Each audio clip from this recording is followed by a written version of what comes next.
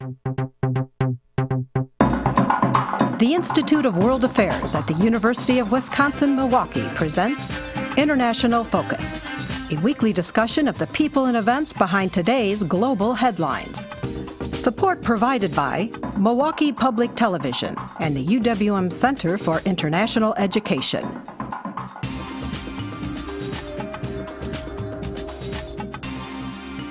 Now here's your host, Doug Savage. Welcome to International Focus. The 1948 Convention on the Prevention and Punishment of Genocide defines the crime as, quote, acts committed with intent to destroy, whole or in part, a national, ethnic, racial, or religious group. Sadly, in the nearly 7 decades since the convention was drafted, numerous conflicts have risen to fit the formal definition of genocide. What are the conditions that foster these horrendous crimes, and what effects do they have on societies even after the immediate conflict has subsided? Our guest today has lived through one of the 20th century's most notorious examples. Gilbert Sezirahiga is Deputy Director of Smile Again, an association of genocide survivors working to promote healing and reconciliation. He previously served as director of the Murambi Genocide Memorial Center in his native Rwanda. He is also active in several other international peace organizations. Gilbert, welcome to International Focus. Thank you. I'm wondering if we could start with just a bit of background on your country and your society before the genocide against the Tutsi. Thank you very much for having me here. Rwanda history is long, and I would like to tell you that before genocide, we were one society. Actually, colonial time started in 1959, when European people come to our country, and that time all Rwandans were friends and were brothers and sisters. So when colonial people comes, they try to separate Tutsi and Hutu as ethnics. And before it was the social classes. So from 1959 up until 1994, it was a time of discrimination. So Hutu government tried to teach all community in Rwanda that Tutsi are cockroaches and snakes, so that they should kill them and send them back to Ethiopia, where they are coming from. Imagine young people, generation that their neighbor, their friend, their classmate, they are not human at all. So they should kill them and send them back where they are coming from. So they started to kill Tutsi in 1959, 1962, 1963, 73, until the big genocide in 1994, where over 1 million Tutsi were killed by Hutu groups and other militia, including Interahamwe, and helping also by some poor countries, of course, including French people. They helped them. When I was young, I remember that actually when genocide happened, I was 14 years old. I remember that our house was behind the UN troop soldiers. And I remember that I've seen a lot of French soldiers training, they try to train in militia and helping the government who committed genocide. So in January, before genocide, we were one people, but one group of Tutsi were not allowed to go to school, to go to hospital. So meaning that they were not even people of Rwanda.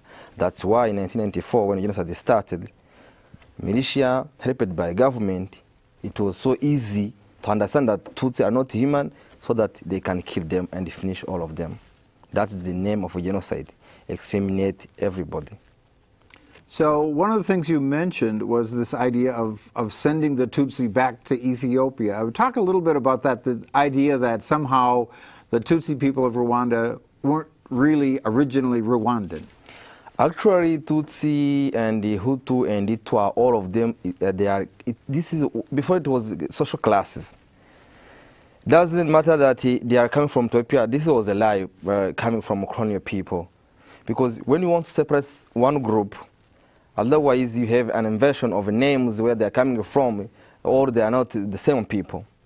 So Tutsi and Hutu people, before genocide or before colonial time, were one tribe. one tribe called Rwandans. So actually Tutsi and Hutu was social classes. When you were rich, you became Tutsi. When you are poor, you are Hutu. So another case, if you was poor and now you became Tutsi, you move from your class, now you are Hutu, if you are poor. So if you was poor, now you have to move, if you are rich now, to another classes, you are Tutsi. So when the colonial people came from Belgium, they tried to separate from those social classes to ethnics. That's why until 1959, Hutu groups were working for Tutsi. That's why colonial people tried to say that Tutsi are not from this country. Originally, they are coming from Ethiopia and Israel and Egypt, something like that. But it was not true. But because we were actually in a village, and some people, they really believe that Tutsi are coming from outside. That's why they tried to kill them and send them back to Ethiopia.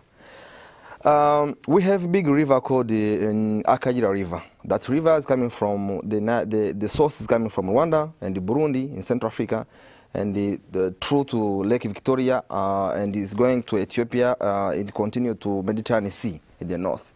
So the Hutu government said that if you want to kill Tutsi and finish them, so kill them, put them in that river, Ahiga River, and send them back to Ethiopia where they're coming from.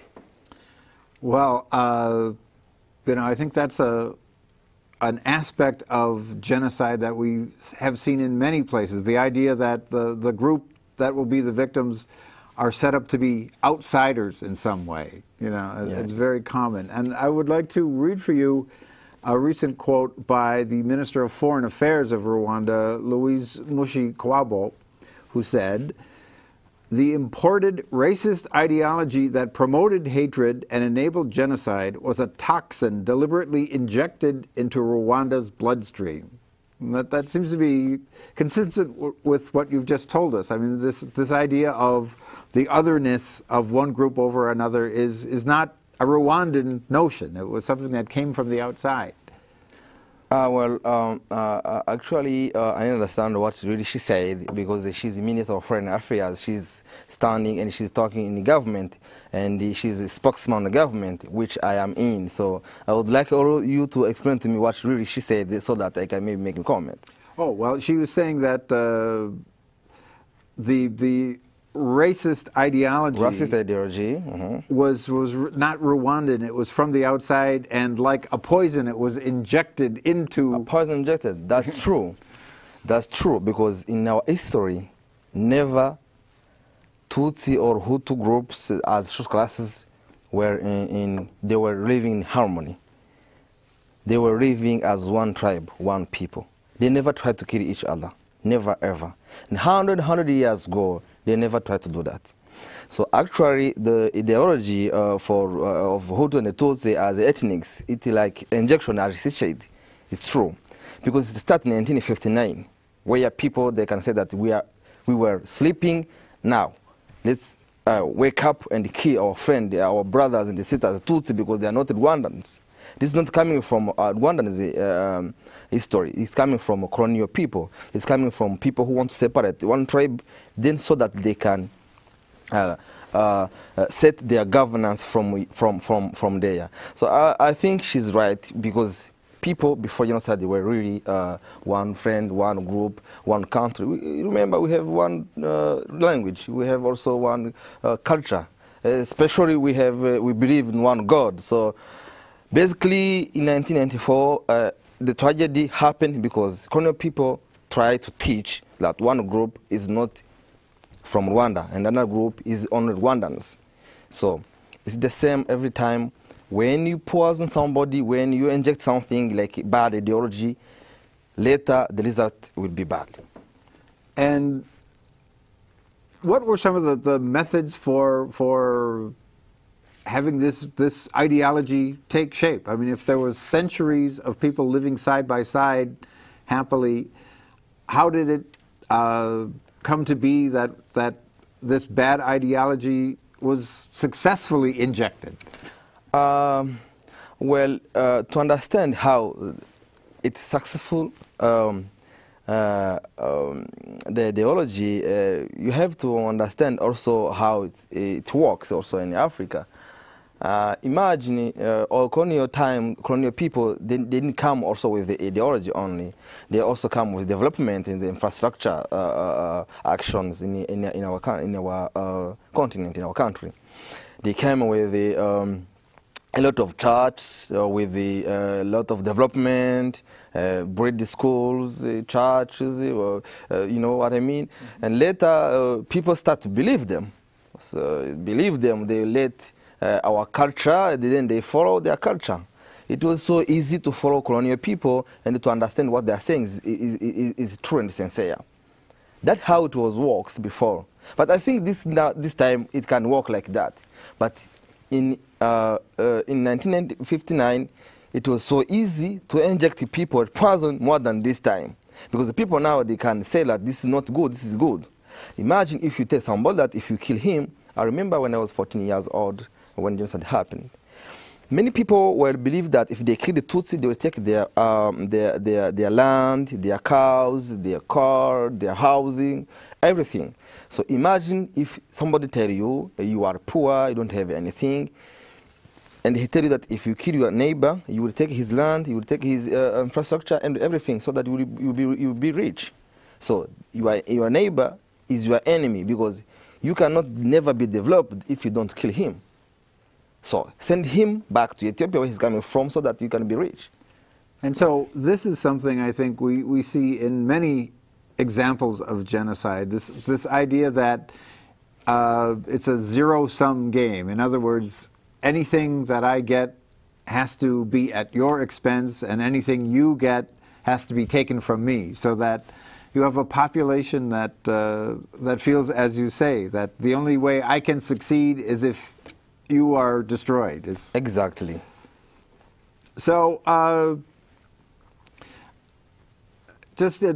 you know, growing up prior to the genocide against the Tutsis in '94, I mean, what were the kinds of maybe subtle ways or not so subtle ways that message was communicated? That, you know, if you are Hutu, if you want to succeed, this is your only road forward.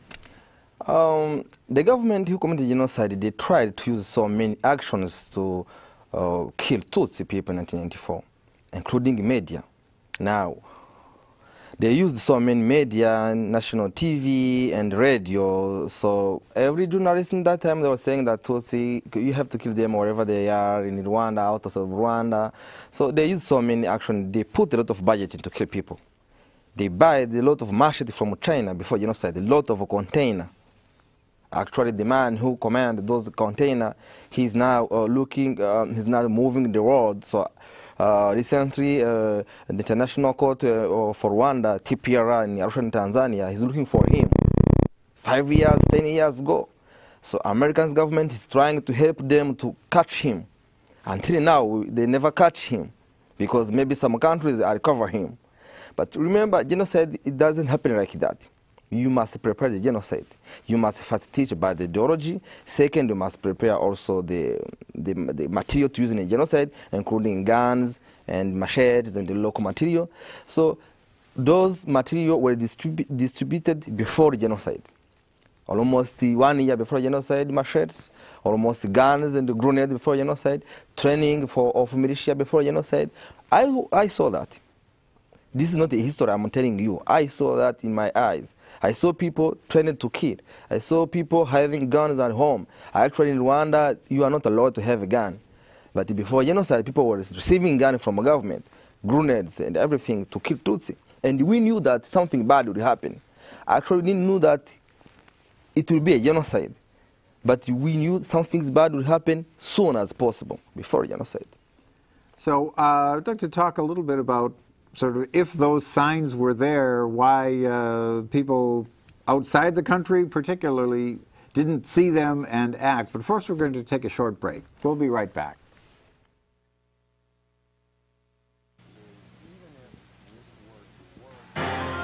The Institute of World Affairs presents our community with a range of public programs relating to global issues, U.S. foreign policy, and the world economy.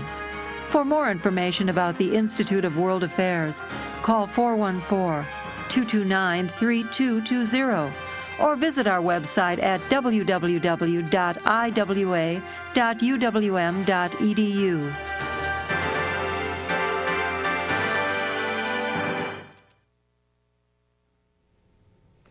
Welcome back. We're talking with Gilbert Sezirahiga about the genocide against the Tutsis in Rwanda. So before the break, we were talking about things that you observed, people suddenly having weapons in their homes, people being trained. Certainly if you as a 14-year-old boy could see this, others saw it as well. Why do you think there was no response? I mean, it should have raised an alarm with someone, shouldn't it? What do you mean? So to see people are preparing to kill and they don't have any reaction? Right.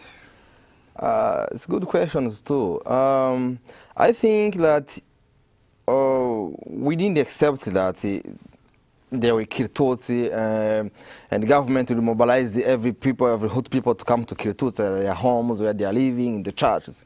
Actually, I told you before that in 1959 they tried to kill Tutsi. Mostly of Tutsi went outside of the Rwanda, Uganda, Congo, Burundi, our neighbor countries.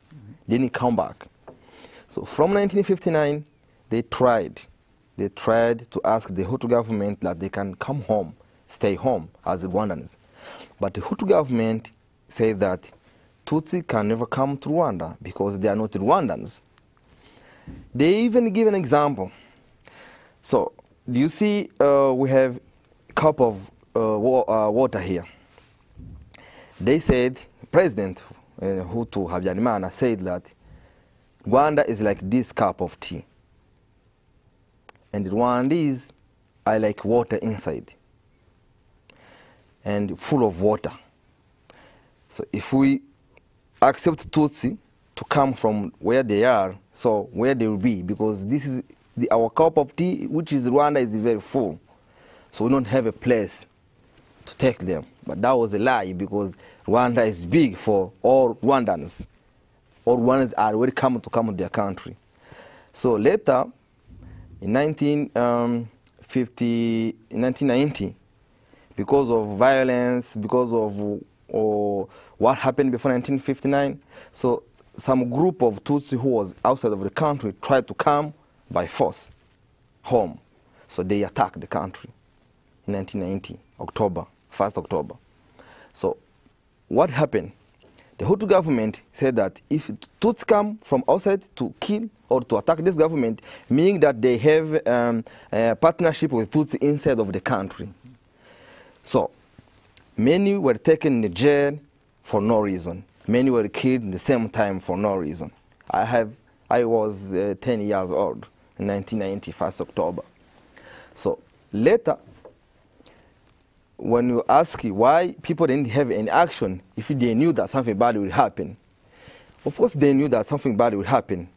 Or they knew that one tribe would try to kill one tribe like it happened before. But we didn't accept that it will be a genocide. We didn't accept that people, government, other power countries, they will organize the killings, mass killings of Tutsi. In 3 months, over 1 million were killed. Nobody accepted that it would happen like that. We knew that there was killing Tutsi before 1959, again, small, but we didn't know that they will kill everybody, wherever they are, because they created the ID before 1994. They created the ID so that you can read who is Hutu and who is Tutsi. So you could be stopped at the side of the road, someone can look at your identity card. Yeah, they really ask ID, and after they said you are Tutsi, go behind and they will kill you. Yes.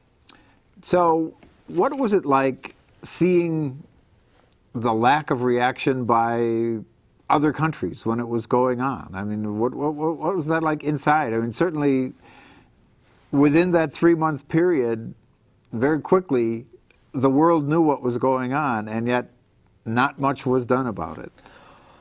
So, as I know, later, after genocide, that many poor countries, they tried to come, but they didn't come.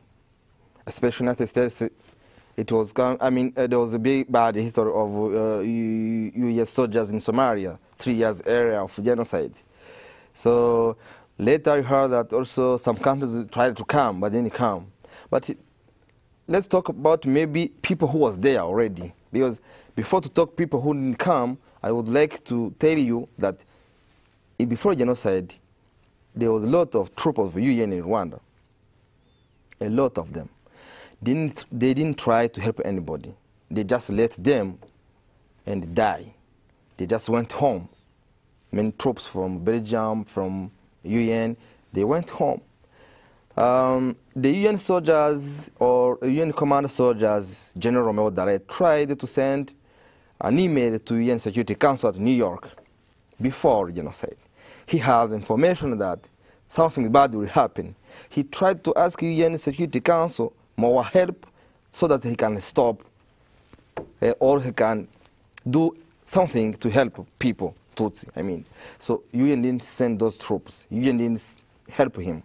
Until 10 soldiers, Belgium, were killed also, they need to protect themselves. So how can you protect people if you cannot even protect yourself? Well, I'd like to, before we run out of time, give you an opportunity to talk a little bit about what happened after, how, and some of the work that you're involved in for bringing people back together. How does the country heal after a genocide of this magnitude? Well, now, as I told you before, that Rwanda is one country for one people. We make a mistake ourselves. We destroy our country ourselves. If even international community didn't come to help us, but we should first to help us ourselves, because this is our responsibility to stop this violence, whatever violence is in Africa or in Central Africa, everywhere in the world. So before we were one people, now we are one people. So here we have a chance now. If you want to build this country, we will build this country. If we want to destroy this country again, we can do that. But we have one chance and one reason that we are there to rebuild a new country, a new generation. That's why we don't have a choice. We know that bad governance is the bad result of people. So if people kill another people, we don't want to solve a problem and create another problem. So that's why we promote concession and unity, human rights and respect between people, each other. If you even don't like your neighbor or don't like your friend or colleague, the thing is you have to respect him as human. You don't have to see him as cockroach or as snake so that you can kill him. We are all Rwandans. We have one country, small country, and we have to help each other to rebuild this country. That's why unity and concession is very promoted in our country. Human rights and respect too. So what I think would be very difficult for people to understand is you can't forget easily something like that. I mean, how do you move on knowing that the people who committed these acts have never faced justice? When you said we can never forget, of course. Kwibuka, meaning remember. Renew, unite. Kwibuka, remember, renew, and unite and renew. So we are remembering our victims of genocide. But at the same time, we are renewing our friendship, our relationship between Rwandan community in our country. So, of course, so many people participated in genocide, especially Rwandans, you understand? So we tried to solve this problem as many times. We used so many action, including courts, general courts, Gacaca courts. We'll be back maybe to Gacaca courts. But talk a little bit very briefly about what those are. Actually, many people, I told you, they were accusing to participate in genocide after 1994. So we almost 500,000 were in jail of people. So we say that, government said that if those people went to the court one by one, it will take 200 years. So, because genocide was committed in the same area, district, sector, and the province, Let's take those people to their sector, to their home area, so that they can discuss with another community what really happened exactly, how it started, who started to kill, who did this. So it's a much more traditional way of... Traditional courts. So people who prepared the genocide were in the first category, including the generals and the mayors and the governors. People who stole or people who just take some things or material infrastructure, they were in the second or third category, so they can pay back and go back home. So after the church courts, now we are counting almost 10,000 or 30,000, I don't have all numbers, in jail. So I think the church was, the objective was to know what happened exactly in Rwanda, and also to help Rwandans to make them as unite people for reconciliation, and to ask pardon, because they did in the church court, they tried to ask the victims, actually the survivors, sorry, to ask them a pardon, forgiveness, and they forgive them. Well, thank you very much for a very fascinating insight into unspeakable tragedy. We appreciate your time. To our viewers, we look forward to seeing you next time on International Focus.